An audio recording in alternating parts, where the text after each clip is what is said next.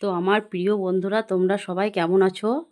তো দেখো আমি আজকে কোথায় চলে এসেছি। আমি চলে এসেছি একটা মাঠে। মাঠটা কোথায় বলো তো বন্ধুরা? আমি যে হাঁটতে আসি সেই মন্দিরের পাশে আমাদের একটা জমি আছে। সেই জমি দেখতে চলে এসেছি। কেন জানো? দেখতে এসেছি যে ধানে প্রচুর পোকা লেগে গেছে। তো বাবা একটা লেবার নিয়ে এসেছে।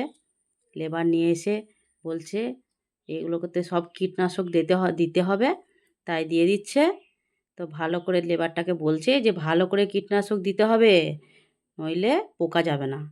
এই বছর জানো তো বন্ধুরা, প্রচুর পোকার উৎপাত।